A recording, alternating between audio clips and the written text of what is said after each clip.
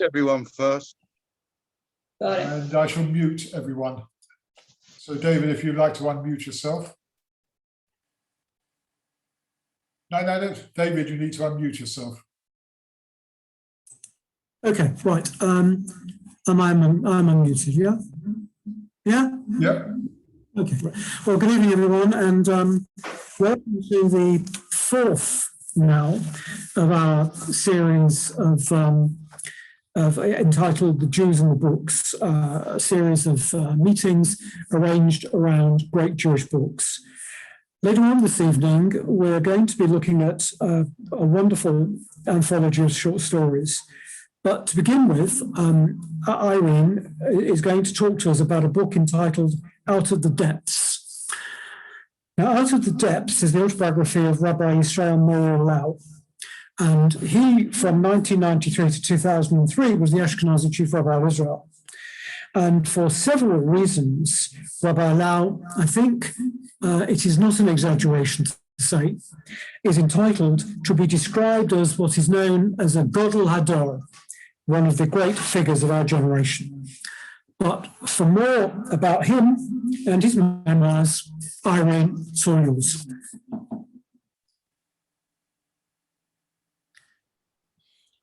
You're perhaps best, Irene, to unmute, I think.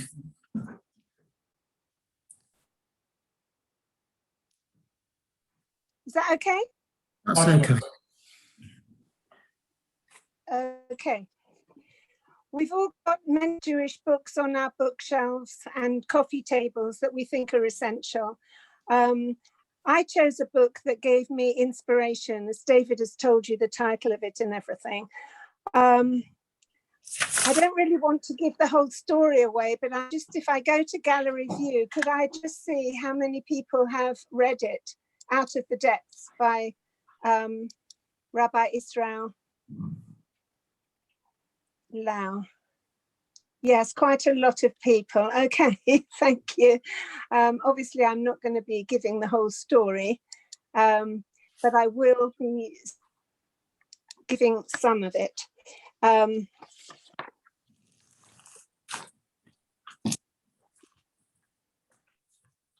This is the story of one of the youngest survivors of Buchenwald and of an 8-year-old child. The photo of him on the front cover just kind of melted me. These pictures of him when he was 8 are happy ones. This picture was taken as he went to Israel, and I'm just going to show it, which I've got here. See if it comes up.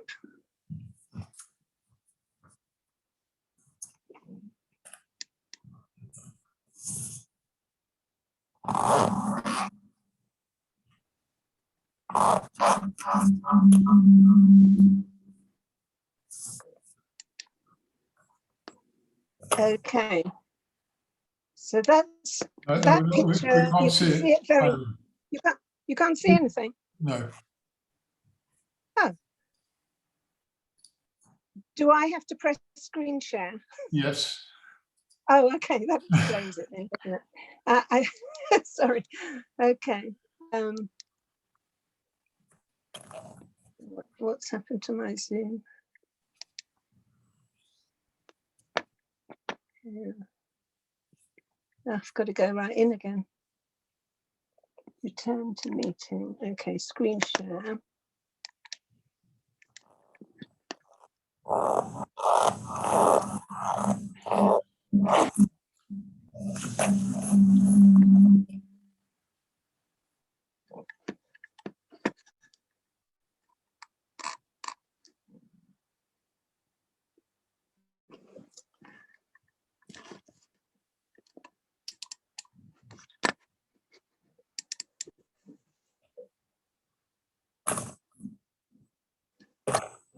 There you go. Has it come up? Yep. If you click the symbol at the top with the plus in it, it'll enlarge it.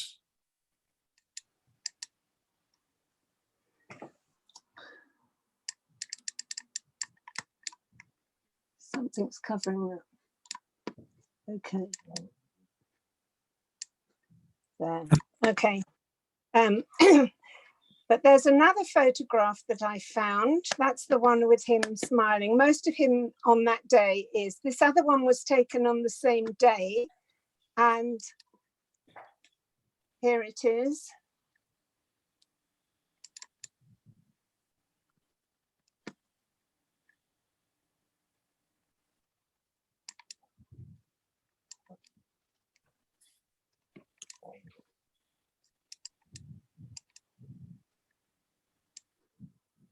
Okay, and I actually have here the photograph. It's not so often seen, this one.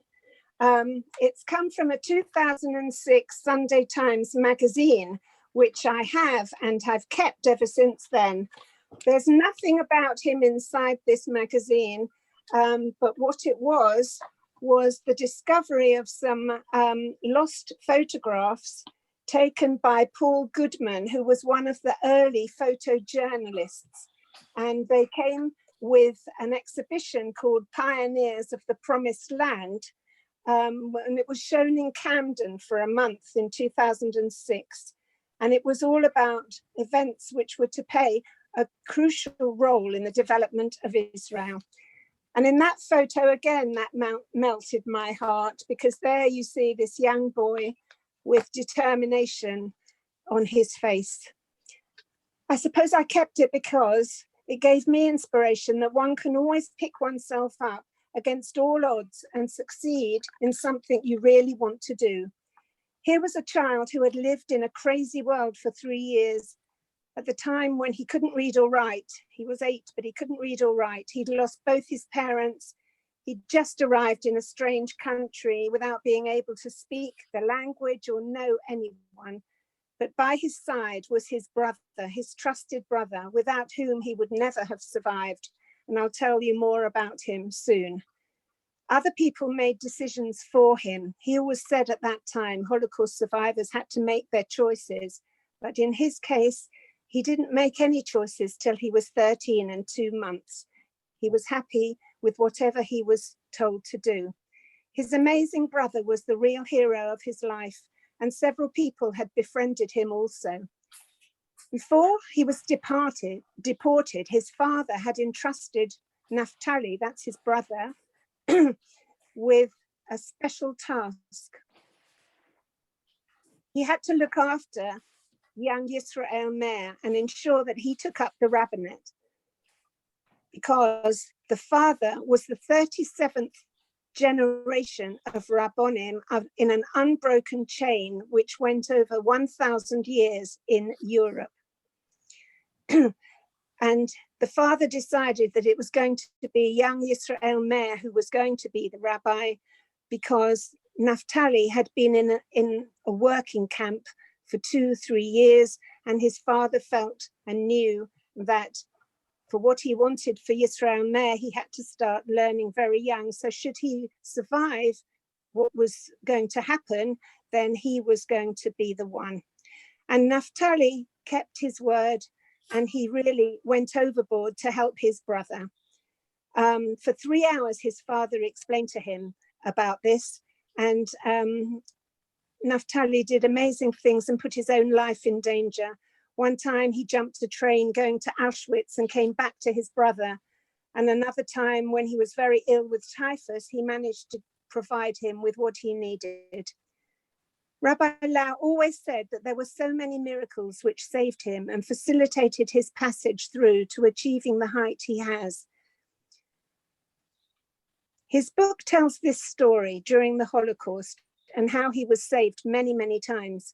And later it goes on to talk about his influences in the world as he makes sure that no one will forget the Holocaust. He had a mission, not just for his own survival. He had to make a difference to people's attitudes. So first, a bit about the man.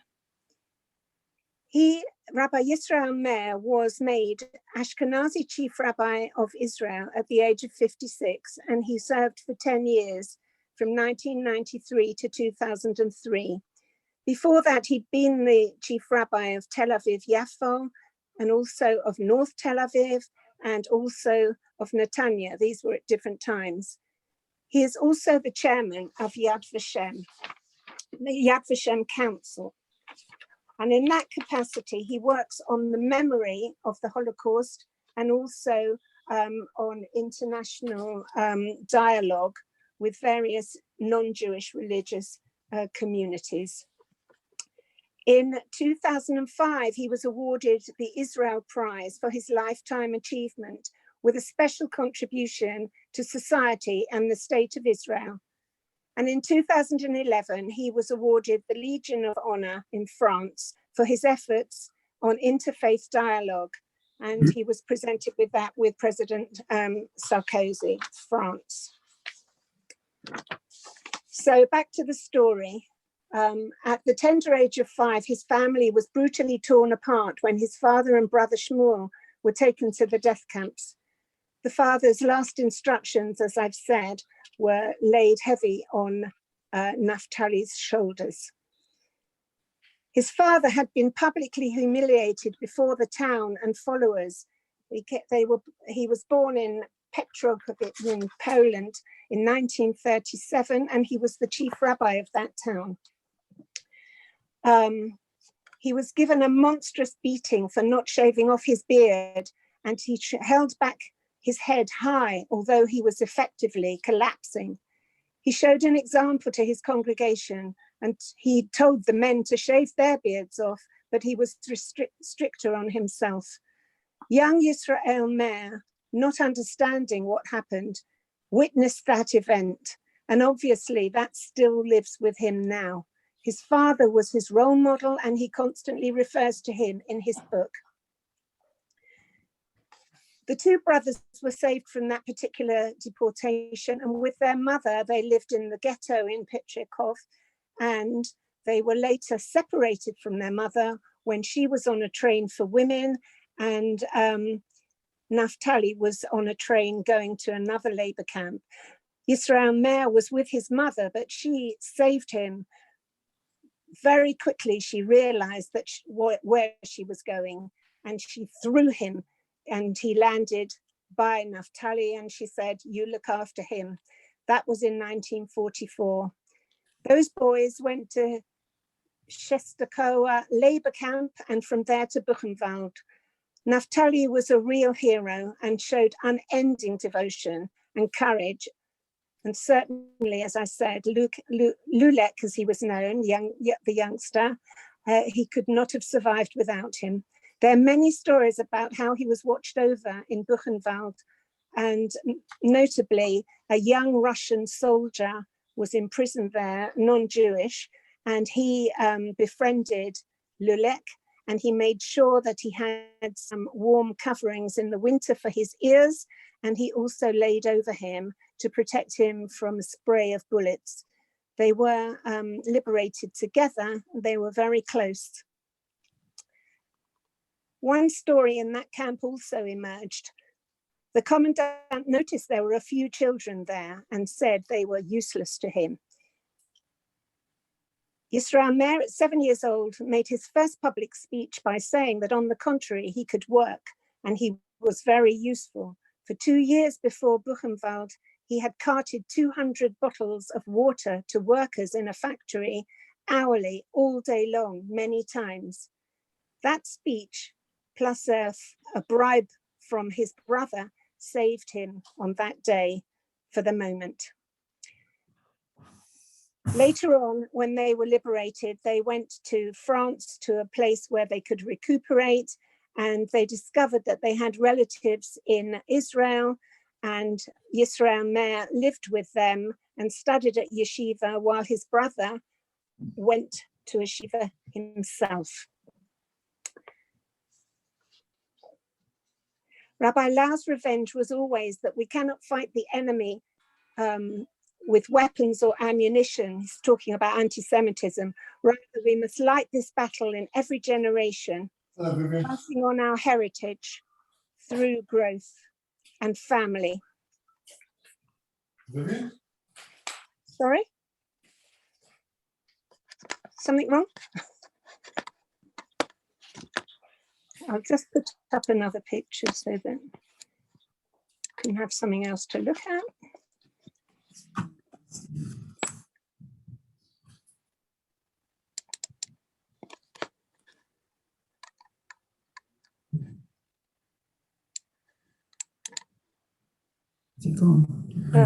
You can't see it. Okay, I'll just carry on. Sadly, the book was first written in Hebrew and was called "Do Not Raise Your Hands Against the Boy." It was published in 2005. He'd held on to the story for 60 years, basically because he didn't have time before that. He wrote the book in the 2 years after he had finished his tenure as chief rabbi of Israel, before he went back to his position as chief rabbi of Tel Aviv.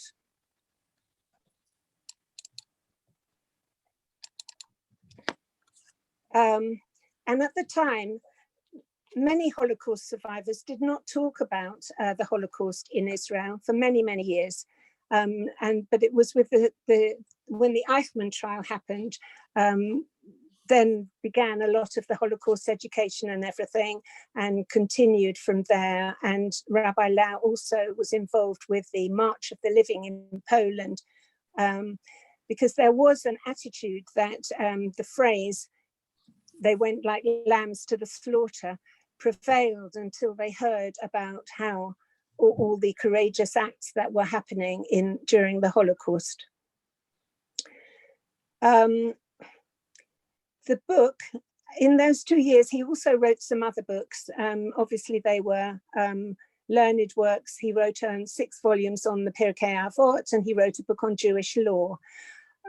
This book sold over 200,000 copies and was the best-selling book ever produced by the prestigious Yediot Sefarim publishing house. "I realized that this time was given to me by the Almighty," he recalled.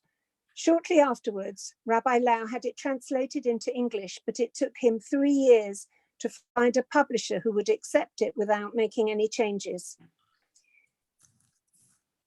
He wrote it a bit like the Akedah, seeing himself as Yitzchak, only, as Elie Wiesel said, only his father did not return. It was translated in 2001 into English and was renamed Out of the Depths. It's been published in 10 languages, and oddly enough, the first one was Chinese, where it sold the most copies. There are inspiring forewords to the book, one by Shimon Peres, who called him the most Jewish Jew in the last decades. This is a book about Judaism, its glory and ideals during our hardest, bitterest times. And one also was written by Elie Wiesel, who was in Buchenwald at the same time as him and also went to France with him. And he explained how their paths crossed over the years, especially during the years of March of the Living. Like all such books, it's full of tears, but it is also a life showing hope and dignity. Rabbi Lau's motivation for writing the memoir was twofold. Firstly, he sees it as part of the mitzvah of remembering what Amalek did to us. There are 2 aspects to this, he explained: don't forget and remember. Don't forget is in the heart, and remember is an action. You can light Yotzai candles, say Kaddish, do learning. The book is also an act. This book is also an act of remembrance, so that there shouldn't be forgetfulness. His second motivation is to teach people what he believes is the true lesson of the Holocaust. Many people abandon Judaism because of it. I did the opposite, he said. We have no alternative but to attach ourselves to Torah and mitzvot. Why? Because we want to defeat the Nazis. The Nazis don't only attack the Jews physically, but spiritually. The proof of that is in Kristallnacht, when they destroyed 1,000 shuls in one single night. 10 months before the war began, they were already fighting against synagogues and holy books. They attacked our souls before our bodies. If we abandon the Torah and our faith, we are helping them win the battle. You cannot explain one moment of my survival without miracles, Rabbi Lau recalled passionately. When I get up in the morning and say Modeh Ani, I thank God for restoring my soul with an additional intention, because God did return my soul. For 3 years, I was surrounded by corpses. Every morning in the block, many people did not wake up. I carried the wagon of dead to the crematorium each day. Even after liberation, 60% of survivors died of typhus and other diseases before they could begin their lives. I was in the valley of dry bones, and when I say thank you, I really mean it. But how can the rest of us who have not experienced such open miracles take inspiration from his story? A Jew has to believe that everything is a miracle from God. You can tell if you go to the hospital to see the types of suffering people go through just to have an extra day of life. This is how we have to be, so positive. He is a man of great faith. Perhaps one of the most poignant scenes in the memoir is of Israel Meir's at the war's end, holding an old suitcase given to him by an American soldier who liberated Buchenwald. The child survivor begins his return to the land of the living. That picture that I showed you before, can I show you again? Yes. You can see what he's wearing there. He's wearing the uniform of the Hitler Youth because it was the only clothing he could find.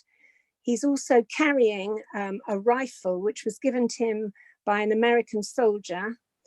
And you can't see the suitcase in that picture. I think it may be in a different one, but anyway. And he keeps that picture in his house by his mezuzah.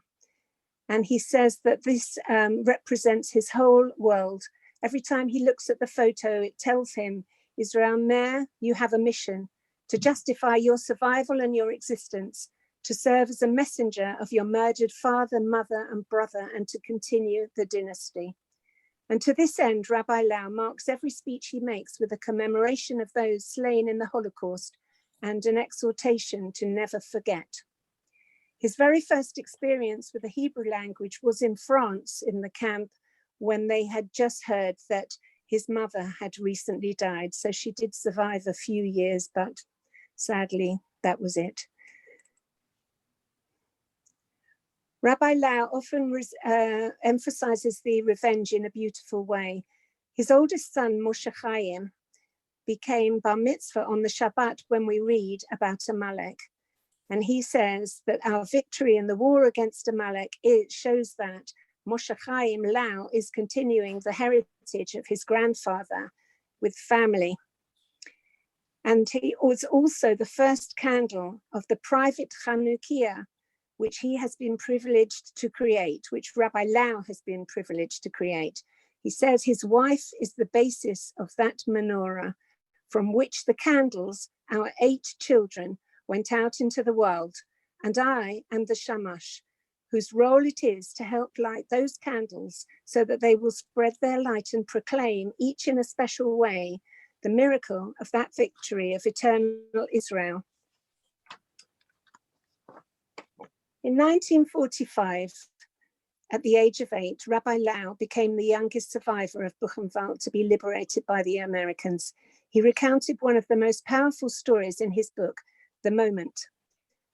When Lulek saw the American soldiers entering the gates of the camp, he hid behind a pile of corpses, unsure if these were friends or foe.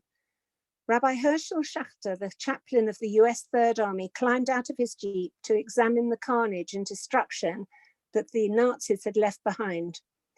Suddenly, he caught the sight of the boy hiding behind. He saw his eyes move. Shocked to see him, he ran up to him, realizing he was Jewish, picked him up and hugged him tightly like a father in a warm embrace, while tears of sadness and joy poured down his eyes. How old are you, my son? He asked in Yiddish. What difference does it make to you? Anyway, I'm older than you. Why do you think you're older than me? Said the rabbi. Because you're laughing and crying like a child. I haven't laughed for longer than I can remember, and I can't even cry anymore. So which one of us is older? Very soon, he relaxed. He introduced himself to me, said Rabbi Lau, and the tension subsided. Rabbi Schachter had come from Poland. He knew my father and he knew my village. and it was wonderful. He said he was thrilled. He said he was here with his brother, and the rabbi went with him to meet his brother.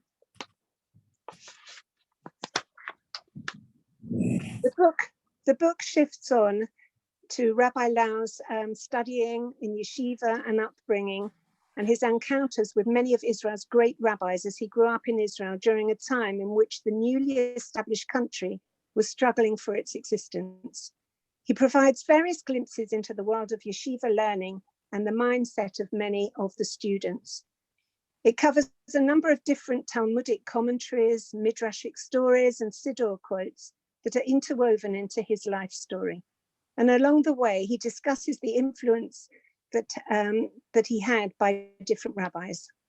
He was first as a yeshiva student living with his aunt and uncle, Rabbi and Mrs. Vogelman in Kiryat Motzkin, and later in various yeshivas. Rabbi Vogelman's preference for dialogue, not argument, during times of crisis shaped Rabbi Lau's mindset, and he was his protege. His close relationship with Rabbi Shlomo Zalman Auerbach, his Rebbe at the Kol Torah Yeshiva, gave him an opportunity to learn from one of the most influential Torah scholars of the generation. He encouraged Rabbi Lau to pursue a way of life that would include public speaking, which was a natural gift of his, just as it had been for his beloved father. And it was also from him that Israel Meir drew a deep appreciation of all aspects of learning, even ones he hadn't quite liked at the beginning.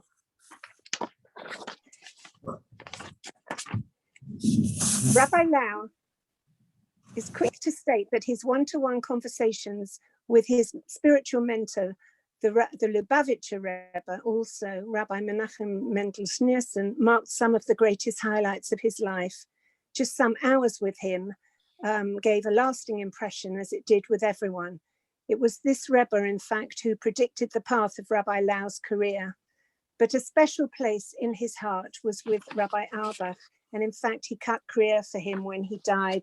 And Rabbi Lau must have loved him too, and he wrote him a letter which would be acceptable for him to go to any yeshiva. Just put on something else.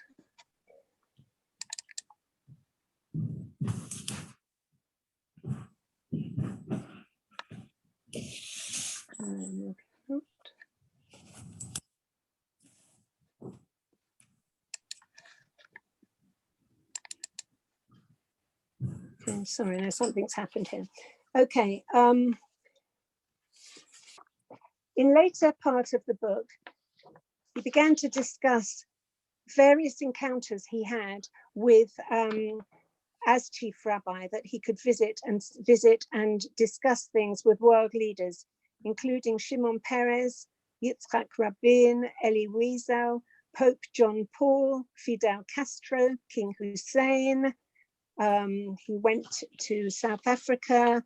He saw Archbishop Tutu, Nelson Mandela, and he asked some of them some very difficult questions. They spoke to him. He discussed various things that he hoped would help with different people. Just I'll say the subjects, not with each one.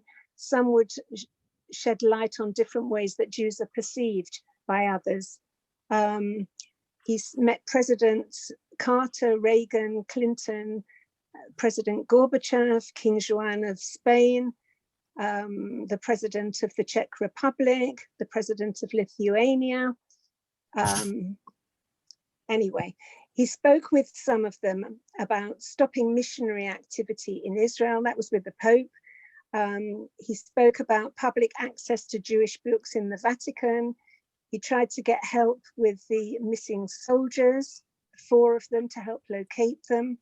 And he hoped to work with people who are willing to oppose terror in the name of religion. Other discussions were about the 300 Torah scrolls in Lithuania. After the embassy attacks in Buenos Aires, he was asking why they weren't catching the perpetrators.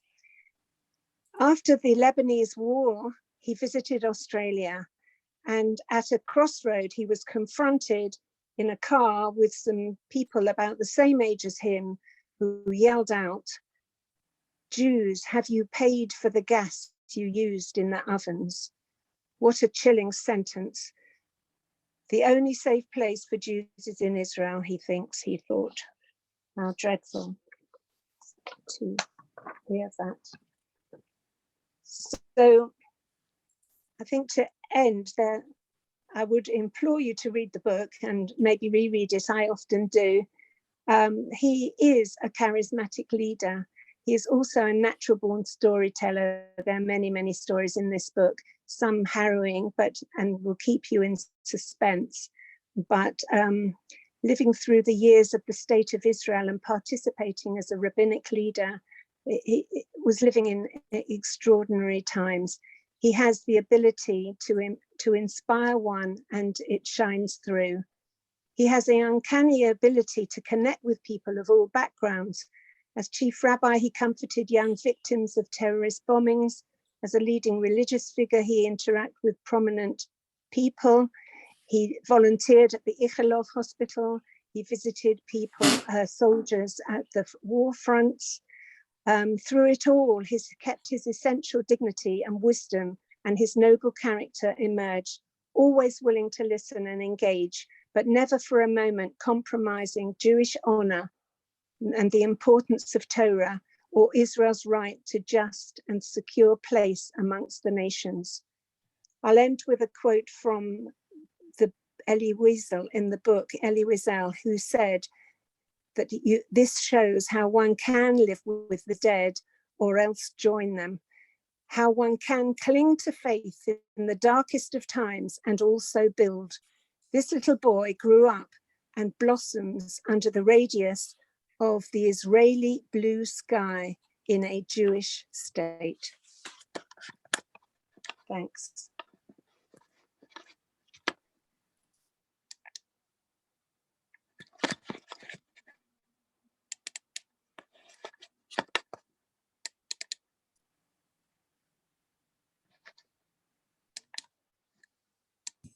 There's a picture of them together. A young smiling boy.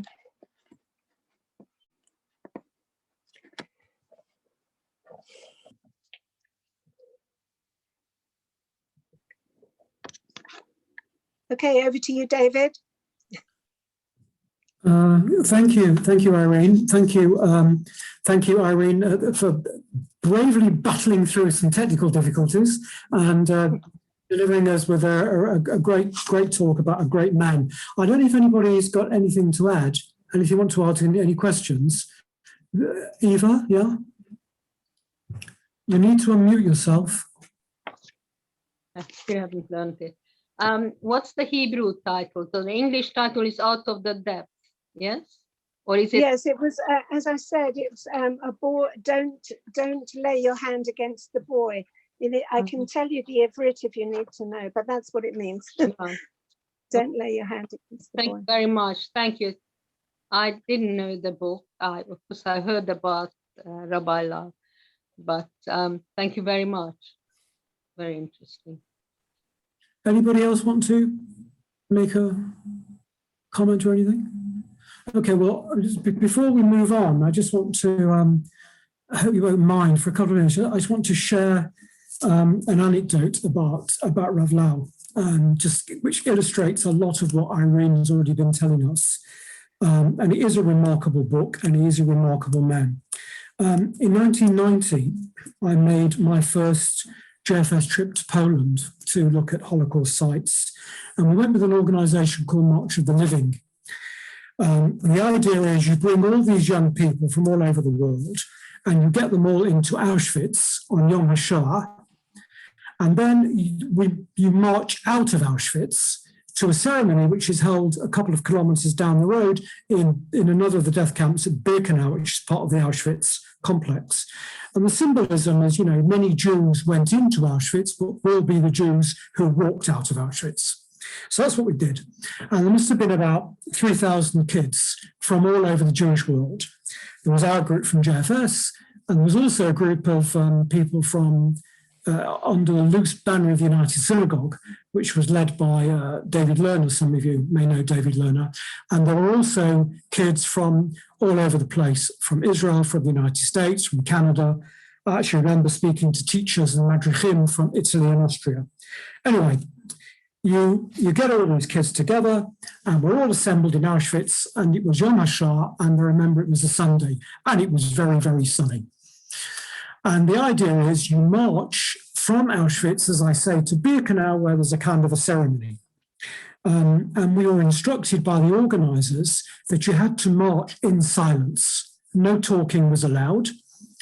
And we marched linked in fours. So there were 4 people, and it was a highly charged situation, as you can imagine. In fact, all you could hear was the tramping of feet and crying like you've never heard before. This went on for the time it took to walk the couple of kilometres from Auschwitz to Birkenau. Anyway, we got to Birkenau, and there's a kind of a platform that they use for ceremonies, which is on top of a blown up gas chamber. And there were some readings, and there was some music, and we were to be addressed by a guest speaker, and the keynote speaker was going to be Elie Wiesel.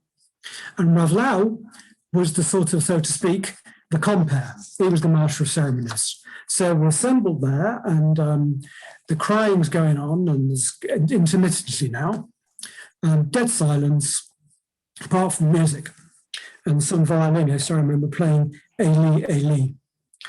Then Rav Lau comes onto the platform.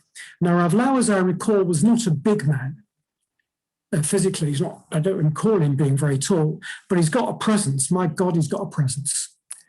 And he came onto this platform, big black hat. I think at that time, he wasn't Chief Rabbi of Israel. I think he may have been Chief Rabbi of Netanya at the time. Anyway, he came onto this platform, big black hat, big black beard, a long black bekshel or a Bonisher coat, and he stands there to introduce Elie Wiesel. And you've already heard from Irene that there is a connection between Elie Wiesel and Rav Lau. And he says, Elie Wiesel and I were liberated from Buchenwald on the same day. And as you've heard, he was liberated at the age of 8. Then he says, Elie Wiesel taught me the first 4 words of davening that I ever davened. Silence. And those 4 words were, of course, Yiskadal v'Yiskadash Shemei Rabbah. I mean, the atmosphere was just, talk about electric. It was unbelievable.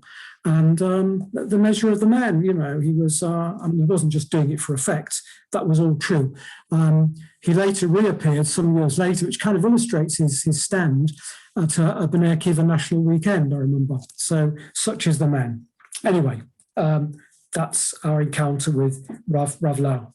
I want to move on, if I can now, to wind up with another book. And it was, funnily enough, it was in Kenton Shul that I first came across this book. It was a Shabbat morning. Oh, Morris, I should say, I'm going to screen share. Sorry, I'll start again. Carry on. Ready to do. I'll click on the screen share. Yeah. Uh-huh.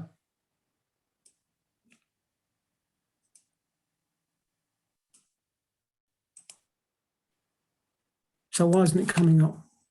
Okay, I give up. Should do. Mm-hmm. Should we click on screen share? Yeah. You should get a screen up with the desktop displayed. It says select a window or an application you want. That's it. Select the bit that you've got on the screen. Okay, there we go. Okay, yeah, got it. Right. Okay. Sorry about that. Right. So anyway, Kenton Shul at the first. It was a Shabbat morning in the summer.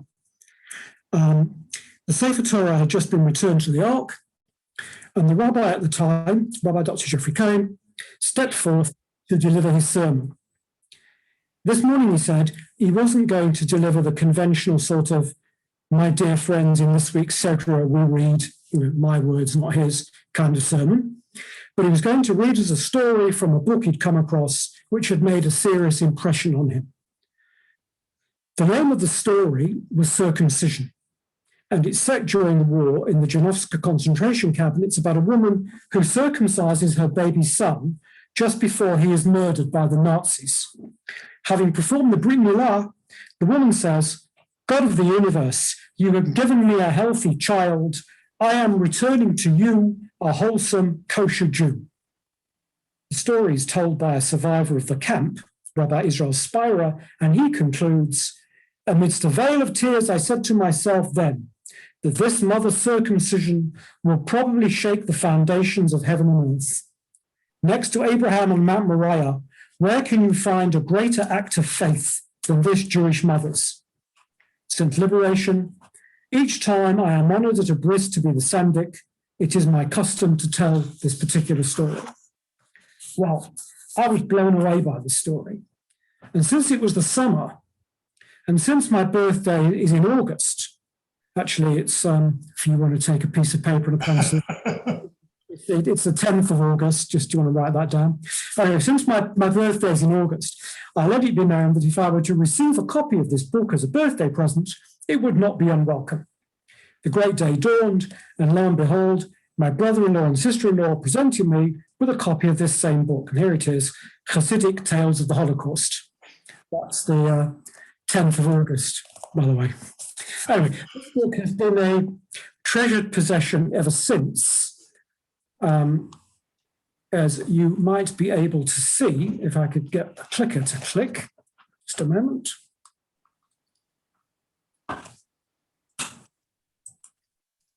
So why would my clicker not click? Oh, there it is. Oops, sorry. There we go. As you can see, it's been a treasured possession ever since. It's a bit of the worse for wear.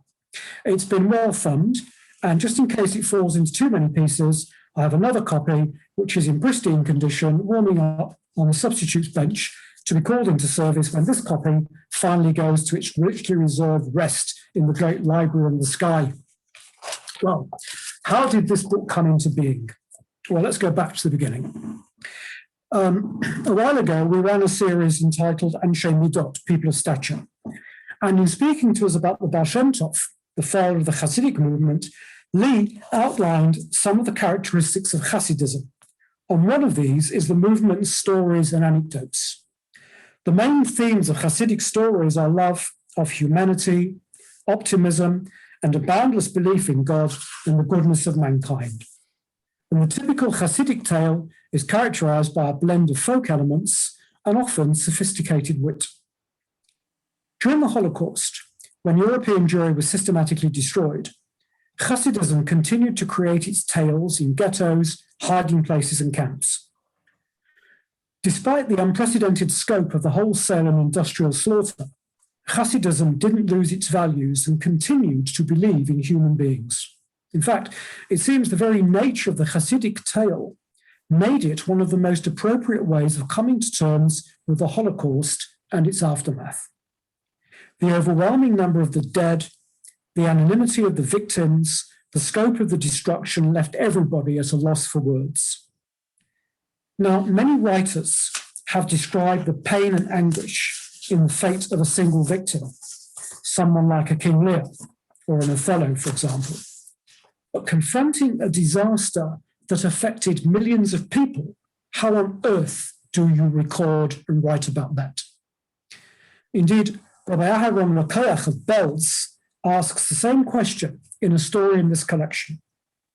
How can one mourn the death of an individual, he asks, even a beloved son, when one is overwhelmed by the collective pain of a nation, mourning its 6 million dead? Well, some Jewish literature has been able to give voice to the sufferings of an entire people in the face of calamity. In the book of Eicha, for example, which we'll read, not too long now on Tisha B'Av, the prophet Jeremiah doesn't mourn for individuals, but for a desolate city, a nation, a motherland laid to waste. And Jeremiah isn't the only one. Other biblical prophets too speak not of the experience of individuals, but of the experience of an entire people. Central to many Hasidic tales is the charismatic tzaddik, the Rebbe. His larger-than-life personality and mystical powers enabled him to transcend the reality of his surroundings, and he has the ability to endow the pain and suffering of his Hasidim with hope and meaning. The Rebbe seeks to remain optimistic even in the valley of death, and he's determined to continue to believe that evil is transient and that good must ultimately triumph. In one of the stories in this book, Good Morning, Herr Müller, Müller, the SS man in charge of the selection line, recognizes a rabbi, an acquaintance from before the war. Müller is sending thousands to their deaths with a single flick of his finger, but he sends the rabbi to the right, to life. Even in this murderer, Hasidism is able to see a spark, a glimmer of hope. It may only be for a minute, but in saving the rabbi, Müller lapses into humanity.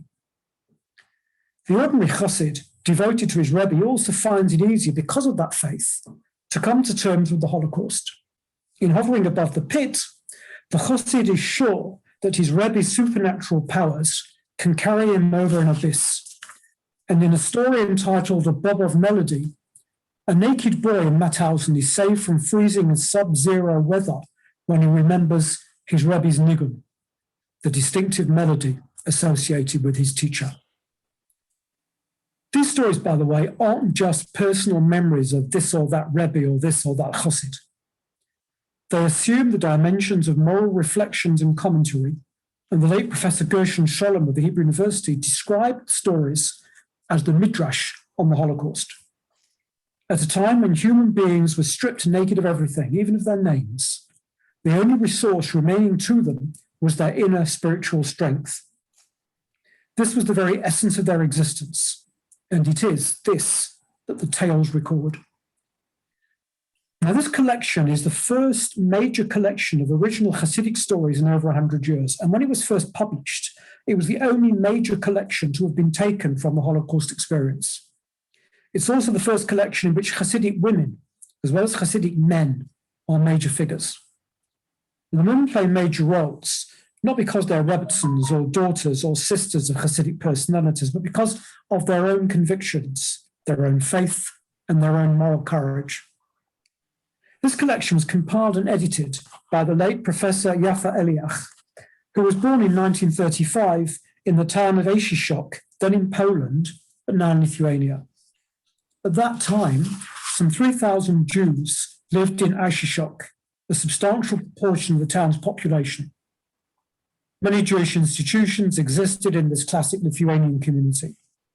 Now, Lithuanian Litvischer Jews had become characterized by their concentration on learning and education. And Lithuania, 90% of whose Jewish population was destroyed by the Nazis and their local collaborators, was home to many highly influential rabbis and yeshivot. The Litvaks, as they're also known, Lita is the Yiddish for Lithuania, also required a reputation, justified or otherwise, for being stoic in the face of calamity, if a bit cold. And although Lithuania became the center of the non-Hasidic world, a significant number of Litvischer Jews did join the courts of various Hasidic rebbes. Yafa Eliach would later recall her memories of Aishishok in her book, There Once Was a World, published in 1998. After the occupation of Eastern Poland by the Soviet Union in September 1939, the town was annexed, together with the entire Vilna region, to independent Lithuania. The Jewish educational, cultural, and youth group structures were closed down by the Soviets with the annexation of Lithuania to the Soviet Union in the summer of 1940. Nazi Germany marched into Aishishok in June 1941. And for 2 days at the end of September, close to Rosh Hashanah, almost all of the Jews of the town were murdered at the local Jewish cemetery by the Ansatz group of the killing squads. On the eve of the massacre, 6-year-old Yafa fled into hiding with her father Moshe, her mother Tzipora, and her brother Yitzchak. The family moved from refuge to refuge, escaping death a number of times, until Aishishok was liberated by the Red Army in July 1944. Yafa's mother, Tzipora, and Chaim, her infant brother who was born during the war, were killed after liberation in October 1944, strangely enough, by the Polish Home Army. Yaffa emigrated to Israel in 1946 and went to live with her uncle, Shmuel Simonson, later reuniting with her brother and father. In 1953, she married Rabbi David Eliach, and the couple moved to the United States, where Yaffa began her academic studies at Brooklyn College. She completed her doctorate in Russian history and literature at the City University of New York in 1973, and then established the Center for Holocaust Studies in Brooklyn. She was one of the pioneers in Holocaust research and education in the United States, and was among the first researchers to collect and base their studies on the oral testimonies of Holocaust survivors. In 1978, she was appointed to President Jimmy Carter's Commission on the Holocaust, headed by Elie Wiesel. The commission led, among other things, to the establishment of the United States Holocaust Memorial Museum in Washington in 1993. Professor Eliach served on the directorate of the museum for many years, and some 1,500 pictures from her personal archives make up the Tower of Faces, which became one of the seminal features of the permanent exhibition at the museum. Professor Eliach passed away in New York on the 8th of November 2016 and is buried in Israel. Her family transferred her life's work for everlasting preservation to Yad Vashem. Well, so much for the collector, the compiler. But what about the stories? Where do they come from? Well, the tales in this book are all based on interviews and oral histories that Yaffa Eliach conducted between 1976 and 1982 with the help of her students at Brooklyn College. Brooklyn College was the ideal place for a project such as this because the borough of Brooklyn at the time had the largest concentration of Hasidic Holocaust survivors in the world. And this was strongly reflected in Professor Eliach's classes on Hasidism and the Holocaust, which were attended either by survivors or by the children of survivors. Many of the students were from Hasidic families, and they had strong ties to the most famous dynasties.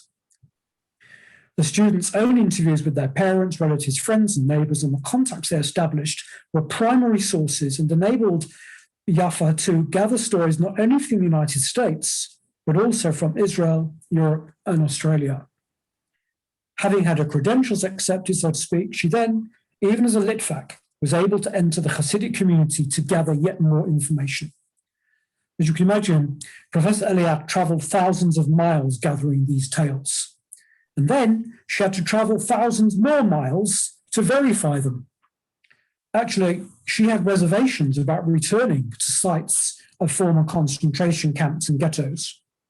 She shared these reservations with her mentor, Rebbetzin Bronya Plushoff, who consulted with her husband. And the rabbi's response was to ask, are you traveling to Eastern Europe for the sake of the dead or for the sake of the living?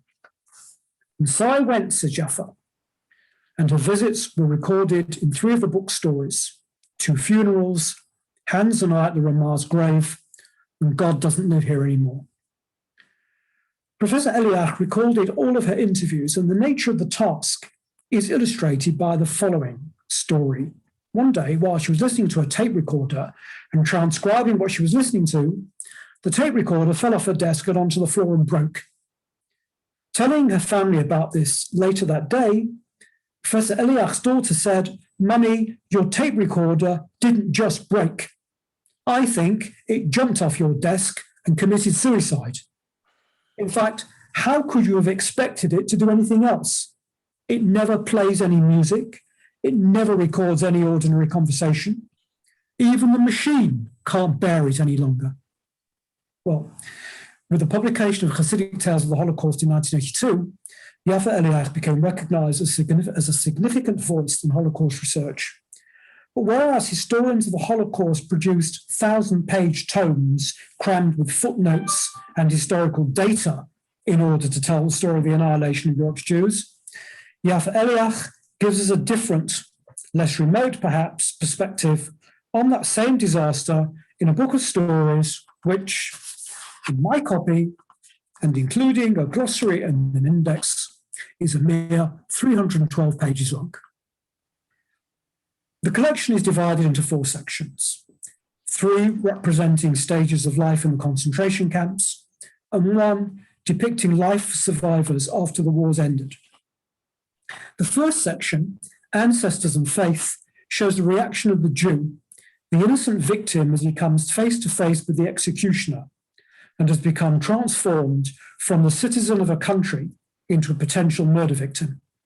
Yet despite these harsh realities, the victims still lived within a community that resembled some aspects of pre-war life.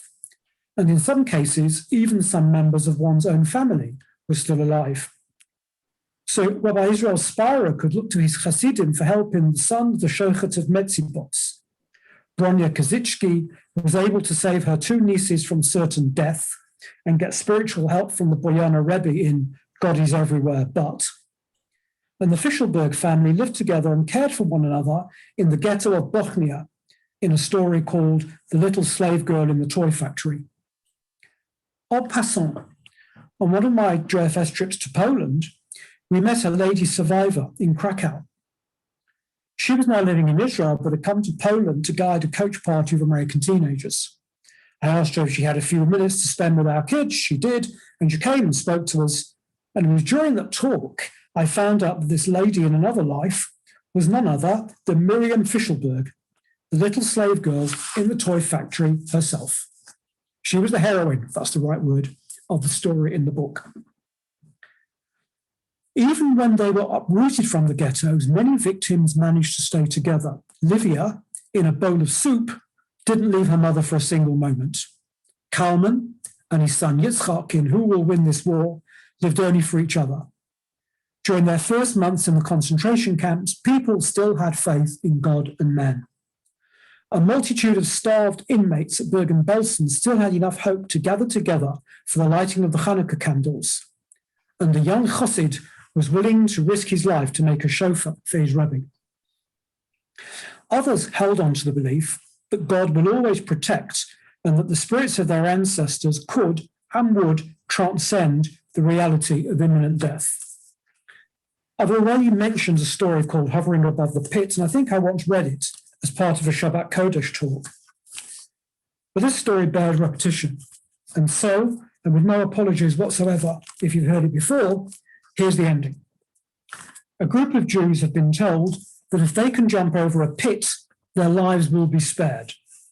The Rabbi of Blutzov, Rabbi Israel Spira, and his friend, a secular Jew from Poland, are about to attempt their jump. The rabbi glanced down at his feet, the swollen feet of a 53-year-old Jew ridden with starvation and disease. He looked at his young friend, a skeleton with burning eyes. As they reached the pit, the rabbi closed his eyes and commanded in a powerful whisper, "We're jumping!" When they opened their eyes, they found themselves standing on the other side of the pit. "Spire, we're here, we're alive!" The friend repeated over and over again, while warm tears streamed from his eyes. "Spira, for your sake, I am alive. Indeed, there must be a God in heaven. Tell me, Rebbe, how did you do it?" "I was holding on to my ancestral merit. I was holding on to the coattails of my father and my grandfather and my great-grandfather of blessed memory," said the rabbi. "Tell me, my friend, how did you reach the other side of the pit?" "I was holding on to you," replied the rabbi's friend. In the second part of the collection, entitled Friendship, relationships in the camps begin to develop. Loneliness and loss have provided a means for many to accept others as brothers and sisters. In What I Learned at My Father's Home, a woman named Bronya gives away her last piece of bread to a dying rabbi, and in doing so, she saves his life. With ingenious quick thinking, Michael, in a story entitled Stars, saves his cousin from Mengele's grasp. In The Mosaic Artist's Apprentice, an elderly Polish Jew saves the life of a 13-year-old boy by lying for him. And in Two Capsules of Cyanide, a lawyer from Borislav is willing to share his most precious possession, a capsule of cyanide, with the Rabbi of Blutzov, whom he has just befriended. Adoption of others was not an uncommon practice, and in A Girl Called Esteki, a woman called Ida risks her life to save a child she just met. Ida continues to look after Esteki, and in a remarkable series of events, they both survive the war. Following in even more remarkable circumstances, Ida finds herself at Esteki's wedding in Israel.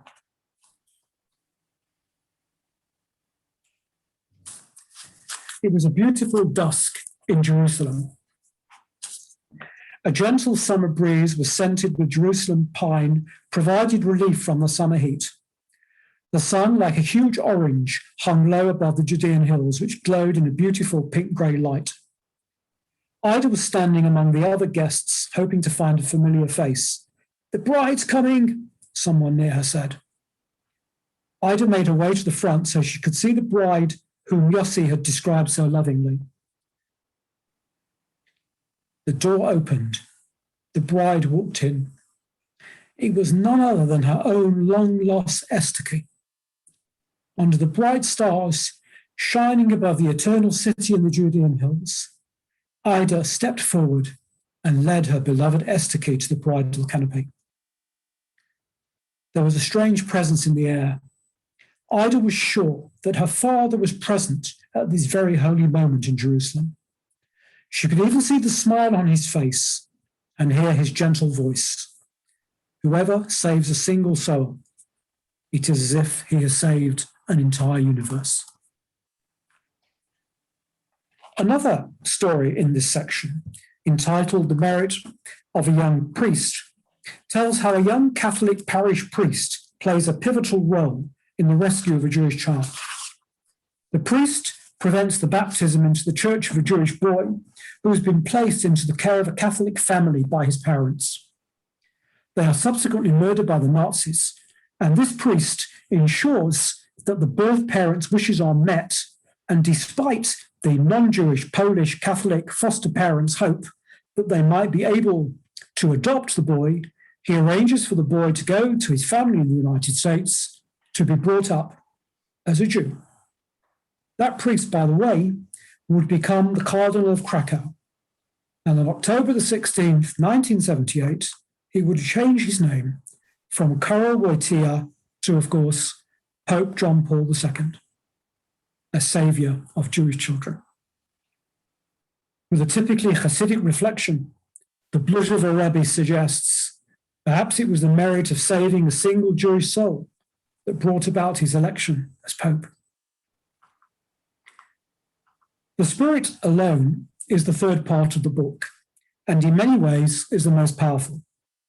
Here we have human skeletons barely clinging to life, whose spirit nonetheless cannot be trampled on by the Nazi regime. And circumcision, the story I mentioned at the beginning, is in this section. Murder, torture, atrocities are overcome by deep, unflinching belief. Wisdom, spirit, and faith never disappear, even when one is in the deepest of pain.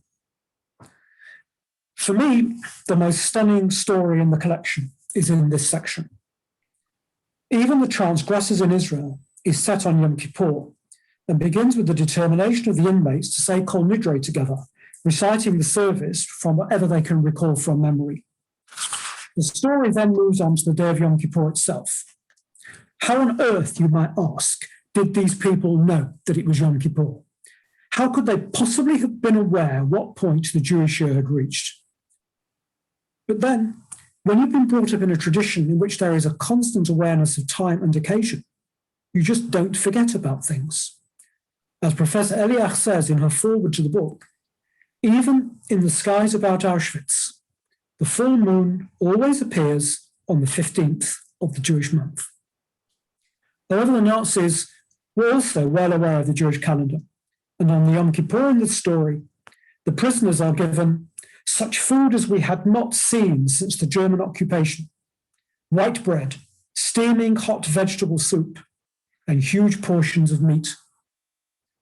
They are commanded to eat on pain of death. But it's Yom Kippur. They may be starving skeletons, but they may not break Yom Kippur. But you might point out, doesn't the principle of Pikuach Nefesh, saving of life, exempt them from this prohibition? After all, you don't have to give up your life to keep Yom Kippur, do you? If it's a choice between death and breaking Yom Kippur, you can choose breaking Yom Kippur, can't you? Well, And of course, these people were well aware of the principle of Pikuach Nefesh. But Yom Kippur is Yom Kippur. And on Yom Kippur, you don't eat. The foreman of the brigade is a man called Shnei Weiss, a Jew from Lvov, and a man feared by the prisoners for his cruelty and his collaboration. Not only is he totally secular, but he also has a reputation for publicly violating Shabbat, Chagim, and all other Jewish laws. Shnei Weiss is told that if the prisoners do not eat, then he, Shnei Weiss, will also be killed along with them.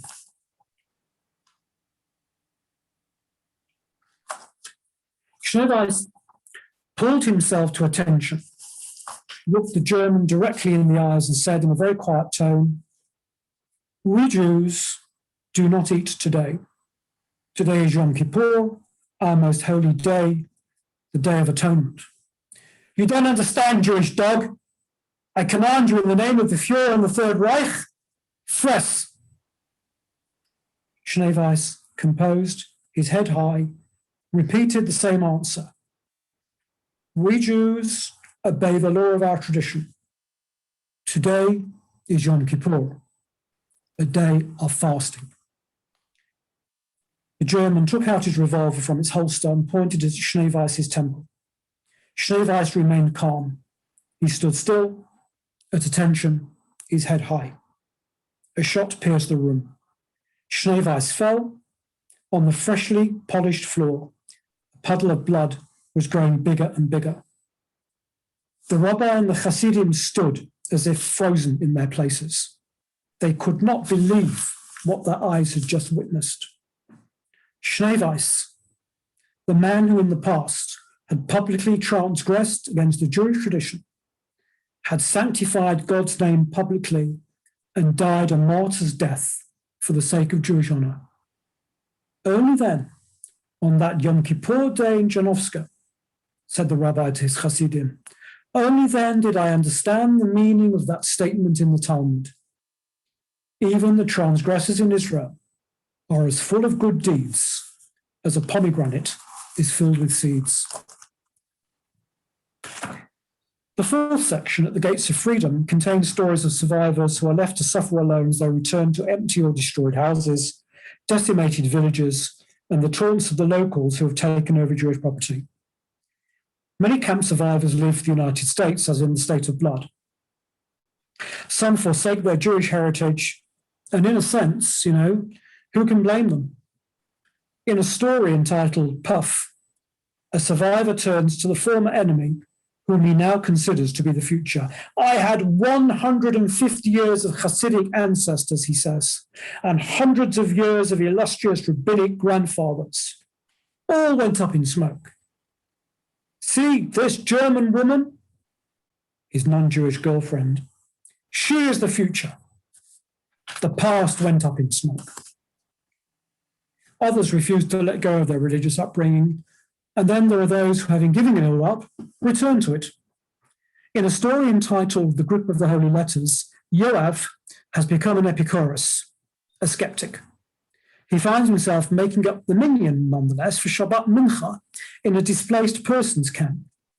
And as the service reaches the point at which the Torah is read, it transpires there's nobody there who can lame, except Yoav, of course, the non-believer.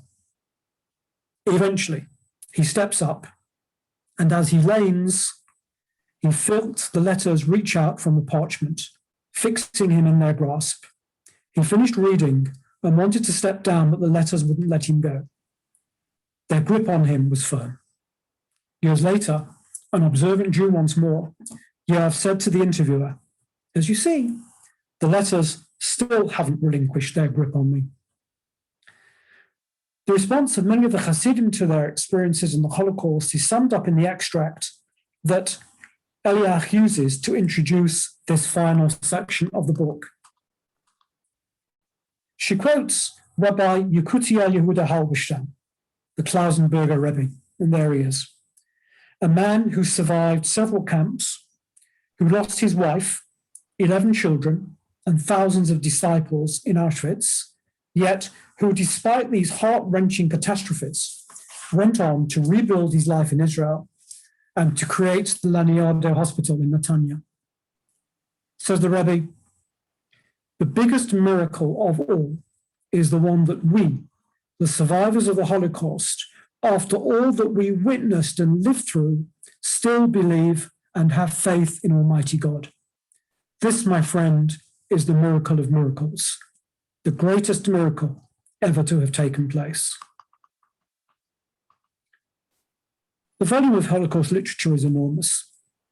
And by highlighting this one book as indispensable, I'm not trying to downplay the impact or the importance of the rest. The dozens and dozens of historians, or the writings of people like Elie Wiesel or Primo Levi or Viktor Frankl, or the thousands of testimonies from those who were there. It's too much of a cliche to say that if we only have one Holocaust book on our bookshelves and this is the one it should be, because in all honesty, we should probably have more than one book about Holocaust on our bookshelves. Nonetheless, this book is different. Indeed, Yafa Eliach herself says of the collection, although I was overwhelmed with responsibility both to the memory of millions and to a new genre of Hasidic literature, I found the tales to be a constant source of strength. Hasidic Tales of the Holocaust is truly a remarkable book, uncompromisingly Jewish. The 89 tales in this book are for the most part very short, maybe 3 or 4 pages. The tales are carefully written, and they have a narrative vitality, but in all honesty, looked at from a lit crit point of view, they probably don't measure up to the standards set by the great masters of the short story. But then, these aren't stories to be analysed and then written about later for homework. These stories are there to talk to us and to provide us with a profound and poignant insight into the souls of those Jews who suffered so terribly at the hands of the Nazis, and who managed somehow to use that very suffering as the raw material for a renewed life. We learn how people, when suffering and surviving, can call forth their humanity with starkness and clarity. It would be easy and tempting for these stories to descend into that cloying and mawkish sentimentality that unfortunately rears its ugly head only too often in too many Jewish books. But not here. These stories exemplify the power of the human spirit, the will to survive, and the immense capacity of human beings to overcome seemingly impossible odds, and they do it with honesty and integrity. These stories also expose the myth that the victims of the Holocaust went very largely like lambs to the slaughter. Of course, they didn't resist their tormentors physically in the camp. How could they? But they resisted nonetheless.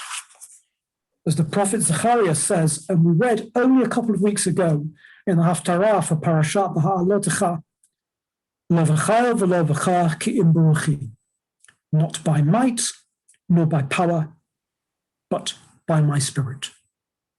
They never forgot who they were and where and what they came from. Their Jewish values remained with them until the end. Deeply moving and profoundly inspirational, these stories serve as a connection between the past to overcome the reality of the present and to carry the faithful into the future.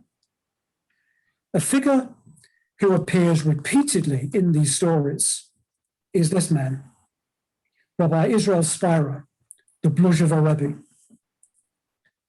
The Rebbe was a survivor of Janowska, Belzec, and Bergen-Belsen, and his experiences, which he shared with Yafa Eliach, form the foundations of this book. Indeed, she quotes him in a preface to Ancestors and Faith, part 1 of the collection.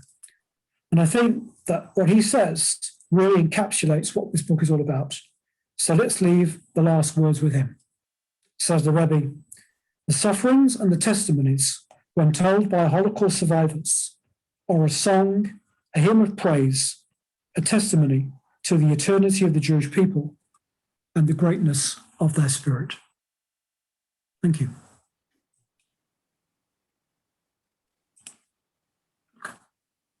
Thank you. It's a brilliant book, and go out and get one. Happy to, anybody like to contribute or to ask anything?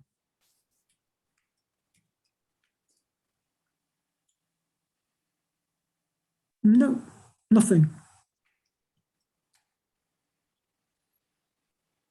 Thank you very much. Okay, well, thank you. Okay, good. Well, that's our penultimate session finished. Next week, the trailer. We have two more next week.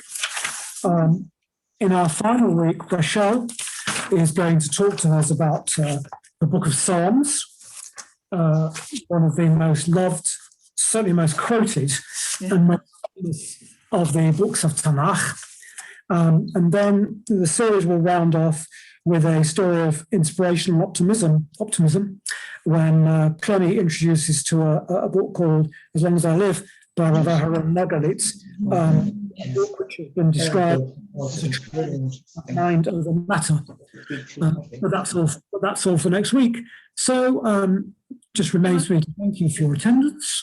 And can I say on behalf of everyone, thank you very much indeed, David and Irene, for a superb evening, and very moving as well. Thank you very much. Thank you, David. And Irene, thank you. Thank you, very good. And thank you, Morris, as well. Oh yes, I must say thank you to our technical director. Technical advice. Another one. Stopping recording.